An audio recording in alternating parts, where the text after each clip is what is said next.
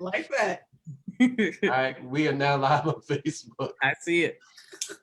Wait a minute, All right, it took a little bit. Good morning, everybody. Thank you for being here. I am excited. Latoya, thank you for being here. Thank you for getting up early. And I know it was not necessarily something you don't do easily. And I want to thank you. We want to thank you for being here. Welcome everyone who is on Facebook. Thank you for plugging in. Good morning, Jacqueline. Good morning. Good morning. T2. Good morning, Sorrel, Mark. Real quick, just wanted to welcome everybody from Facebook. I'm Mark Ham, hanging out here on the Daily Huddle with the host Giovanni Gonzalez and Sorrel. Sorrel, pronounce your last name for us. C'est Sorrel Quetan. Sorrel Quetan. All right. Jacqueline Kennedy and ATL T2 is in the house. And Good morning. Today our guest speaker is Latoya Clark. So come on, hang out with us over here at the Daily Huddle. I'm Mark Ham, and I'm just here in the studio audience of the Daily Huddle. Back to you, Gio. Thank you, Mark. Thank you so much. Oh, it's good to be here always. Mark, you just passed the audition, man. You're like co-host number 3 now. Hey, tell me about it. I co-host so many things. Latoya knows. I showed up to her event the other day and was trying to co-host. Gotta love the support. Hey. Nothing beats ownership.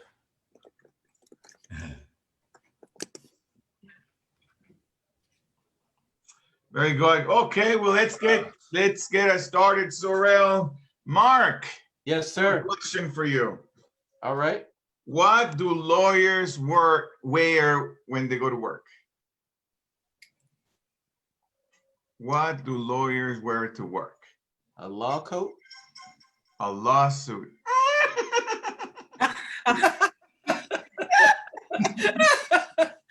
Gio, that's one of your best ones, I must say. That's good. Mark, you are so close, man. You are so close. So close. Talk about a good educated guess. A law coat. All right, well, let's get going. Here we go.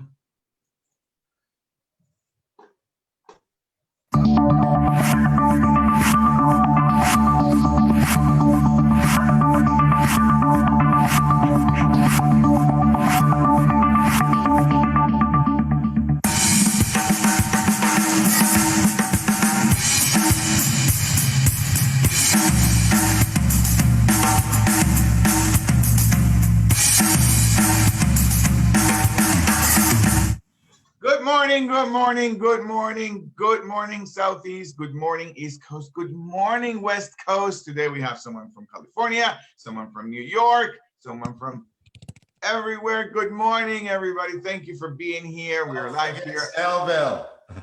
Welcome to Snellville.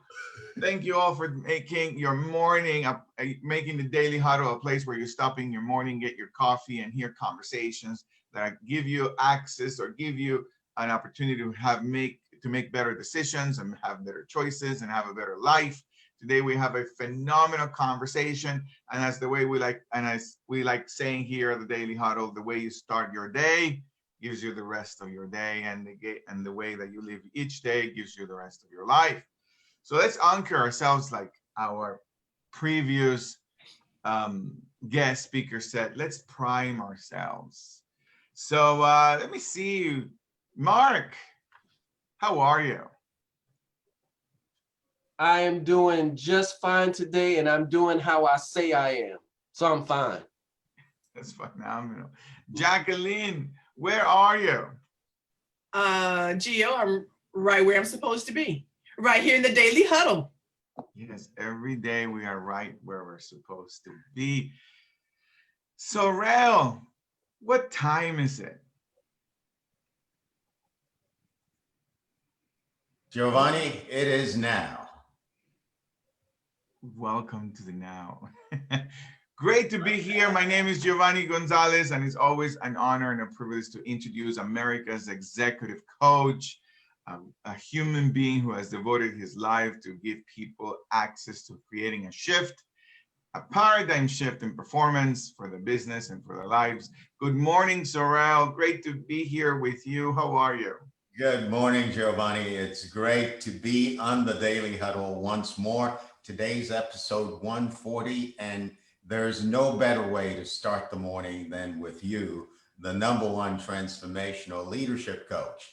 Gio, have you heard that they say reputation, like your reputation and your word is the only thing you've got?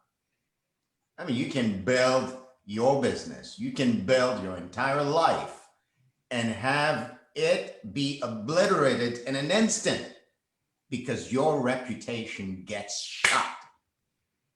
Well, guess what? Today, LaToya Clark is here to speak to us inside of this question. Do you know what others are saying about you and your business online? So what is your reputation online? LaToya was born in Monterey, California. And if you haven't been there, she says, you've got to visit. LaToya, how many bedrooms you have? Because we're all coming. I have floor space, so you'll be fine. LaToya is also a U.S. Navy veteran.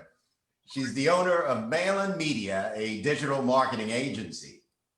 Although most of her skills were self-taught, she did study digital marketing at New England College of Business. Her purpose in life is to help others help themselves. With over 6 years of digital marketing experience, she's doing just that. Her hobbies include scuba diving, dancing, and weightlifting. How much can you deadlift? I want to know. There was a time when I could deadlift a little over 200. Right now, I'd probably say close to like 160. I haven't done anything recently, so You go, girl. And LaToya's key to success is from none other than Nemo, from Finding Nemo. And she goes, her keys to success is just keep swimming, keep going, keep going. LaToya, we cannot wait to swim with you in this conversation. You're so gracious and so generous to be here with us, and we welcome you. Good morning. good morning. Thank you so much. I appreciate it. I imagine that'll be a big pool, and I hope it's heated because, you know, might be from California, but I don't do with things being too cold. I'm actually wrapped in a blanket right now. Well, hello, everybody. I'm LaToya Clark with Maylon Media, and the focus today is on your reputation. One of the first things I'm asked by business owners in regards to digital marketing is, where do I start? You know, what do I do first? And the foundational piece falls within your online reputation. We'll go a little bit in detail of what that entails, how to impact your reputation and why you should pay so much attention to it. I will go ahead and attempt to, can I share my screen now, Giovanni? Okay. Yes. Awesome. I'll try to be fancy here and only share a portion of the screen.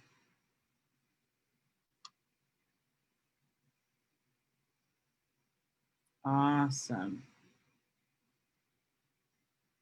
Yeah, so learning about reputation management. I believe in what I call the 4 pillars of marketing. What do those include? Those include reputation, social media, paid traffic, and automation. And I have found that without having one of those things, your business is usually lacking in an area.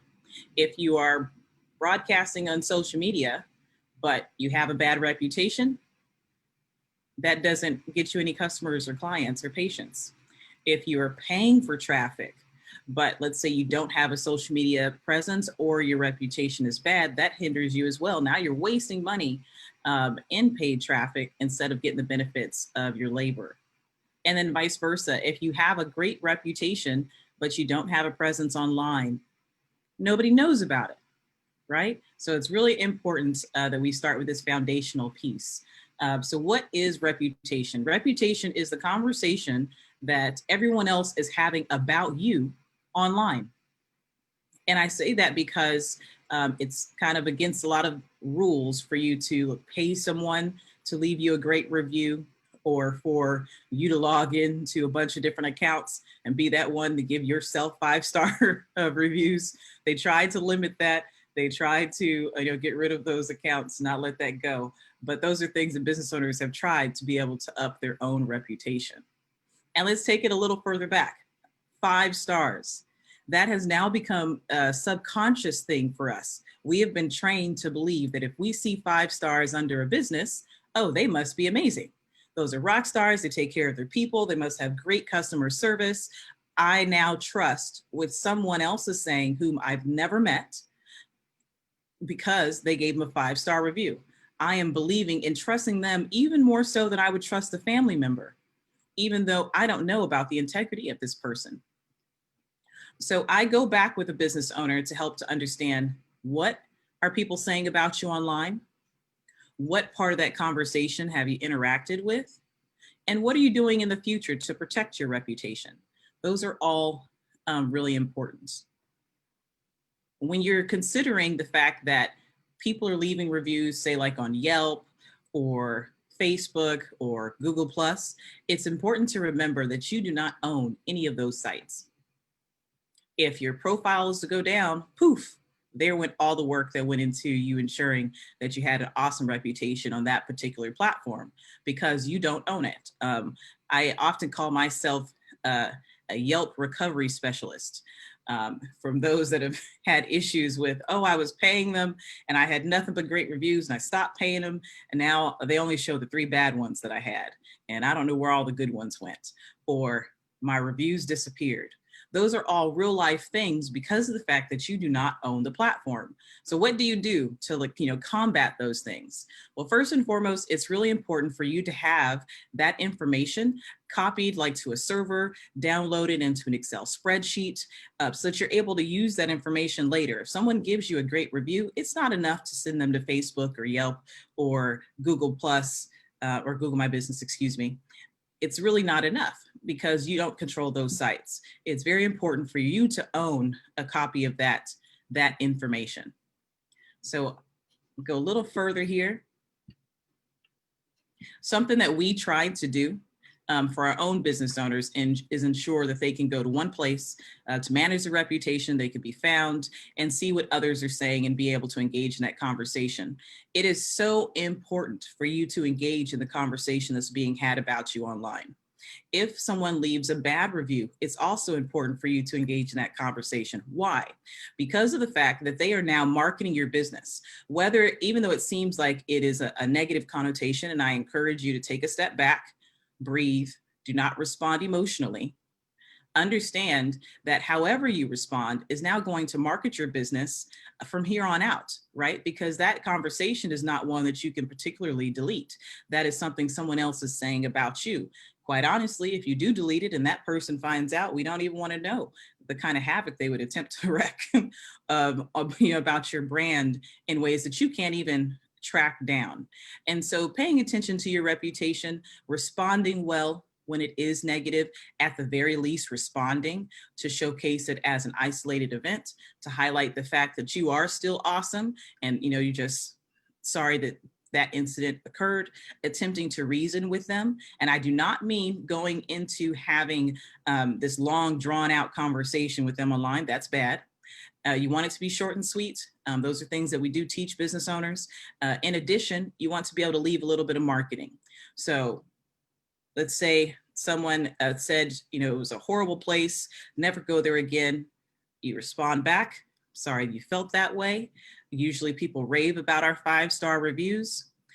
We would love to assist you in making it a better experience for you next time. Here's my phone number. Here's my contact info. Here's a gift, give me your address and your t-shirt, however that works for your business. And being able to utilize that so that other people will then look at that person, if they do respond back negatively again, as being unreasonable, and showcasing the fact that you really did try to do well by them. That's extremely important.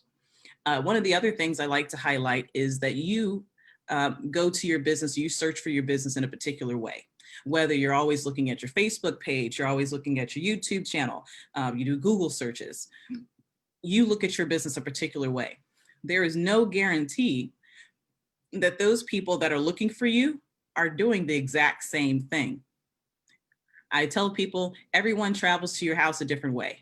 You know, usually we get into the habit, you know, of how we go to the store, we go to the movies. Or when you did go to the movies, they are open in California, so I apologize if they're not for you. But some people, when they get their computers, they have a Bing browser and they still use it. Some people use Yahoo, believe it or not, it's still around. And you can even find AOL emails. It's not completely dead. Like there's people that still utilize those things. So you have to reach them where they are. And that's why it's very important for you to keep your mind open about the different places that your reputation can build, to get an audit from a professional, to be able to understand and know this is where, say, my address has changed and I didn't update it. Or this is where my phone number has changed and I didn't update it. This is where somebody left a review and I just didn't know about it. Being able to stay on top of it. It's really like as important as having business insurance. So I encourage everyone to take a step back, get an audit done, and ensure that you respond after taking a breath. Don't jump out of emotion, and just allow a person to be heard. That's a great way to move forward in keeping that conversation, quote unquote, in your hands. Because at the end of the day, reputation is a conversation someone else is having about you online. Some of the things that we do is pay attention to not just your 5-star reviews. Your 5-star reviews are great, but your listing accuracy is also very important. Why? Because if you say you have a great reputation on Google, but you've changed your phone number 3 times in the last 6 months, and you did not update that correctly, how are you able to utilize that great reputation that you just built? It's very important for your information to be the same across the board. I encourage people to go through and check everywhere that you have personally listed, and then do searches on things like manta.com. There's a lot of business owner information that's listed there, just to get an idea of what your information looks like from other people. Try to look at Bing, try to look at Yahoo. There actually are yellowpages.com is a thing, believe it or not.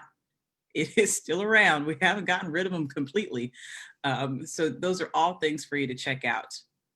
If you can see a comparison of what your competition looks like, let's say you have your Facebook page and it's doing awesome, and you have, I'm guessing, 200 followers, but your competition, your close competition, those that you know to be your competition, very close and like services, etc., they have 500 followers. That helps to give you an idea of the comparison that someone else is having about you and about your business online. That still falls into your reputation. It's not highlighted as much as it used to be. It used to be if you didn't have 1,000 followers, we're not looking at you. Now it's more so quality in the reviews of if you're not above a 4 or 4 and above, there may be some problems there, and just more of a focus there. I also want to take a moment to suggest a person does not have to buy a product or a service to leave a review about your business. Just from having a conversation, us right now, just from communicating, we are able to then review each other. And that is extremely important. It's often taught that people aren't just buying your business, they're buying from you, they're buying from the person. It's how they relate to you, how you market and present yourself. So understand that you don't have to use that as a stumbling block as to why you haven't built things up for yourself. You can begin to ask those that you've done those one-to-one networking calls and things like that with already, those connection calls and things like that. And if you haven't asked them before, take the time just to go back. Hey, it was great speaking to you at such and such. I had a great time in our conversation. Would you do me a favor and leave a review in your experience? Or, shout out something you learned about my business. Being specific is really helpful, like shouting out a product or a service to really fine tune things. and to help those that read it, direct them to those things. You know, everybody says, oh, they're awesome, they're great, they're beautiful. But when you can highlight a particular product or service, that is almost like subconscious marketing. You're leaving that. I don't know what this person did with this person, but I know that their ice cream is awesome. Or I know that I really want to try out this particular dish. Or I really want to look at them for logo creation, or whatever that is. It's really important to just ask. Ask. Don't be too proud to ask. At the end of the day, these things will not hurt you. Having more is better. And then understand you can utilize your reputation in a variety of ways. You can utilize that as a marketing piece. Hey, look at me. I'm awesome. I'm great. And I am because Susan said so. You can utilize that in your social media. You can utilize that in videos. You can utilize that even in paid traffic. So look at those things as now business assets. But of course, remember, if it's just hosted on a third-party site, not completely yours, so make sure you have a copy of that said information. I also get asked about how much of the reviewer's information should be put forward, and abbreviate. It's either I'll have the first name and the last initial, or first initial, last name. There's absolutely no need to include the full name of that person. You know, just protection for your friends, your clients, your colleagues, and all of that. So it's very helpful to just shorten it up. It's okay. Obviously, you know, it was validated. If a person really wanted to search, they could probably find it. I doubt people will. You know, they just trust that. We don't believe that everyone's just making up a bunch of names and when they're showcasing 5-star reviews, because for the most part, it is regulated. Thank you, Latoya. You know, I'm sitting here thinking, oh my God. Here's the question I have. Okay. Is no reputation the equivalent of a bad reputation? I'm listening to you and I'm thinking, it doesn't matter what business you're in. What's par for the course right now is that you must have a reputation online. Is that the case? Not necessarily. It's not bad if you do not have one, but be able to communicate effectively. So let's say you're just starting out in business, you haven't gotten any customers or clients. Something I did when I first started was I gave out, you know, beta pricing in exchange for a review, letting them know I'm just now starting to build this up. Be honest. People respect you for your honesty, and you're able to showcase things, you know, with them based upon how you treat that customer or client. So there is the opportunity to build a reputation. Absolutely. And operating from a clean slate is a whole lot easier than trying to operate from a negative one. So definitely not a bad thing to start off with a clean slate. Thank you. Thank you for that. Giovanni, what are you thinking? What I was thinking, Sorrel, thank you, Latoya. This has been really great. And it's just very important for us to have that conversation on a quarterly basis, right? Like what I'm hearing is that that business owners need to have a strategy to consistently collect testimonials from people's experiences in their business. Not like just what I'm hearing is that you're not saying, don't leave it up to whenever they feel like it. And maybe when there is this amazing interaction and then they feel like going through the trouble of finding you where to leave your testimonial and all of that, but actually have a strategy behind it, you know, like ask for the referral. No, I'm sorry, ask for the testimonial. If you had a good experience with us, click here to leave a testimonial. I'm hearing like one of the things that you're leaving us with, and is that we become strategic about our reputation, that we make sure that we're asking people for the testimonials, the experience that they have with us, rather than leaving it up to chance, if you will. Absolutely. And remember the fact that people are lazy. So you have to make it easy for them. Sometimes you'll see at restaurants, they'll have like a QR code for you to leave a review, and they'll have it, right when you're paying, in attempts to remind you. If you don't make it an easy process, if you don't make it an automated process, then you're probably not going to use it. They're not going to use it. And it's not that they didn't want to leave you a review. It's really just that maybe they forgot, they were busy, or you didn't ask. In your experience, Latoya, as you're building your reputation, what are the best places online to make sure that those reviews show up? I'm thinking LinkedIn, Facebook. It's definitely important to wherever you're listed, you want to encourage it. So if you're heavily active on Facebook, then yes, that'd be a great platform for you to have your reviews copied to.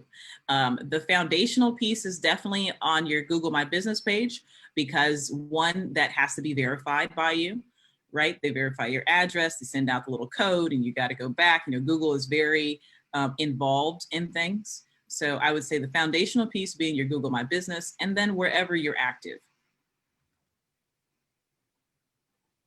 Yeah, thank you. Thank you. Thank you. Go ahead, Jacqueline. Latoya, thank you very much. I definitely appreciate everything that you have taught us today. My question would be, when you ask for reviews and you don't receive or you continue to ask for reviews, how do you actually go about receiving them even though you've been asking for them? Do I do another do I go another route in asking? Say I ask on Facebook or LinkedIn or wherever, and I still need more reviews. Do I just continuously ask? Do I change up the platform? What do I need to do there? So what we do is, one, we do what I call a 5-star campaign, and it is uploading all the past emails and sending out a 5-day sequence. Now, the reason I say a 5-day sequence is because my email goes havoc. I don't know if it's like that for you, but my email account gets a little crazy. And if I don't catch it, or if my VA takes care of it and I don't see it, it's not intentional. It's just that I got my Sephora stuff, and there's no telling what got posted in my email account. So I encourage you to, at least for 5 days, give a person a chance. Secondly, make it easy. So grab the link for them to click to directly leave a review, not to go to your page and have to scroll around, and make it easy. Make it as easy as you possibly can. But our focus is we do a 5-day campaign, and then we also utilize a platform to ensure that they could copy and paste their review to multiple sites, so that they don't have to worry about trying to type it in. But that's what we do personally. Okay, thank you very much. Appreciate that. No problem. Latoya, earlier you said having no reputation isn't necessarily bad. But now I'm thinking, given that most people, like you said, are trusting reviews more than they trust family members, it's becoming like table stakes. You must have and build a reputation online. Would you say that's the case? I would say it's extremely helpful, because if you're starting from a clean slate, that means that you don't have too much to pre-sell who you are or how well you do, whether it be a particular service or them leaving a review about how awesome you are as an individual. So those are things that help to pre-sell who you are and pre-sell your business. So it means you might have to work a little harder. It's really what it comes down to. Yeah, thank you. Mark, go ahead.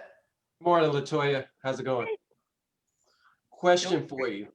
I get a ton of clients who already have testimonials, and a good chunk of them are bad. Is that something Maylon Media can fix? Can you help them, go from a 2.5 to a 4.5?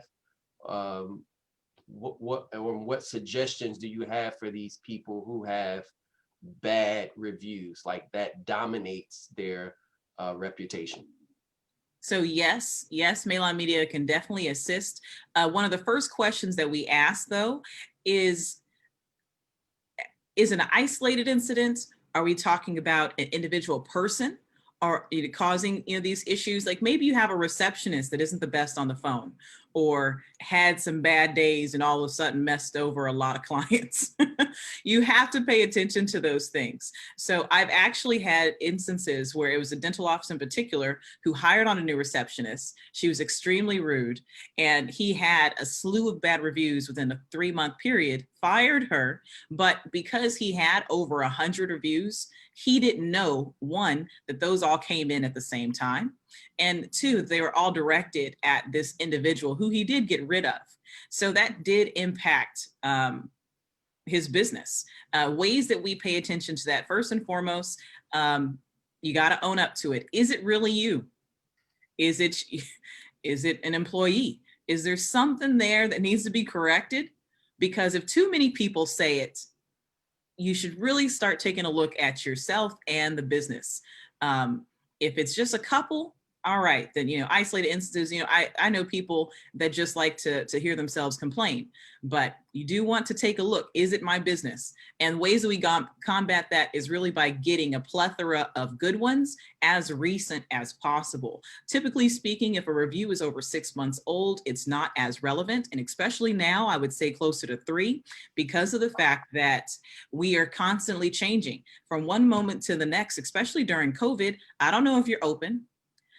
I don't know if you have the same staff. I don't even know if your product offering is the same anymore. I don't know if you're going to reopen, you're about to close, you're about to open again. Is your state causing you problems? Is your county causing you issues? I mean, those are all very real things that your consumers are thinking about. So the most recent reviews that are good is what's really important for you to pay attention to. And we do so by increasing it as well as marketing all the good stuff. Thank you, Latoya. Thank you. Karina, go ahead. Well, thank you. That was really great listening to all of that. And I took a moment and just looked up reviews. I'm an artist and a metal sculptor, and I also teach some classes at my studio. Oh, cool. And one of my students one time was like, oh, you should really I'd like to write a Yelp review, but we didn't really have like a Yelp setup. So we set up a Yelp setup, and then I'm not going to joke, we were like harassed by Yelp. It was like every day there'd be like 6 emails. I'm exaggerating a little bit, but only by maybe 1 or 2 emails. Okay. And I was like, this is annoying. And I just felt like they were like pressuring us to do this, and they wanted us to do that. And I was just like, but we used to have Yelp reviews, but I noticed like I kind of shut it down with Yelp. I was like, listen, I don't think that I can handle, we don't really want to, whatever they wanted from me, I didn't want to provide it. Yelp themselves. So anyway, so while you were talking, I looked up and I noticed that there isn't anything on Yelp, but I do have a lot on Google reviews. And I just wondered what you had to say about that. One, Yelp Rehab is something that we specialize in. And why is that? Because they are a business that's searching to make money. So yes, you can leave a review and it's free, but that doesn't mean that no one is paying the bills for that platform. We need someone to pay the bills for all the staff and all of that. They want you to pay for advertising. They want you to pay to help out your reputation, which is really their ability to manipulate because it is their platform. All of those things are very real. If you have a place that is review heavy, you want to, one, aggregate all of that information. And then additionally, encourage people to go to other places where you don't see as much. So the reason you want to keep on to that is because those are assets for you to be able to utilize in the future. When someone posts a review once, you can use that for the life of your business. But you want to take all of that information and then now encourage people to go to a particular place that's not so heavy. Could you say what they were again? You said when you say go to a different place, could you just restate the places that you said that were good to have reviews? Oh, yes. So that would be a focus on Facebook in particular. If you obviously you've already had the issues with Yelp, but people could still leave good ones. I just didn't want to answer all those messages, and then they wanted to set up calls, and it was just like, it was a lot. It really does depend on your business. If there are places that you like to advertise or places that you like to be seen, more than often now they are offering the ability for people to leave reviews. And so some of those things have to be particular for your industry. Yeah. But the basics are the Google and the Facebook and Yelp, Yahoo and Bing. Yahoo and Bing. Oh, okay, cool. Thanks. Very good. You'll be the last one, Ronald. Yes, thank you, Sorrel. Thank you for this great information, Ms. Clark. I have a quick question. You know, all these marketing spaces that are available, should you actually have most of them, like have a presence in most of them? And what is the ballpark of cost that what would be a ballpark, or is it by a ballpark of it should cost you to have this managed by somebody? And is it a per session cost, or is it, it's like a monthly fee or yearly fee, or what is your experience about that? Absolutely. So it is, if your business is listed there, pay attention. Whether that be you being listed or your customers and clients listing you. So a lot of times, especially even with Yelp, you didn't create that profile, but someone else did because they were trying to communicate about your particular business. So if someone else is communicating about you, it's helpful. At the same time, there is no need to have 100 listings all over the world. It is beneficial when we talk about backlinking and SEO, because it ensures that if someone searches for you, you fill up the whole page and maybe the second one with all of the information about your business. You're just kind of being copied and pasted. So it can't hurt, but it's not necessarily, you don't need to be all over the world, Pinterest, Snapchat, Instagram, the whole YouTube. You don't necessarily need to be on all of them, but everything that your business is listed in that is a verified site can assist you when it comes to your SEO rankings. When it comes to cost, definitely it does vary. I would say a starting point, depending upon all that is included, is closer usually to like $1,000 a month, just in taking care of reputation. Ourselves, we do have plans to help out businesses, especially during this time. That's a little closer to between the $250 and the $500 range. And that's really because of the fact of the struggling.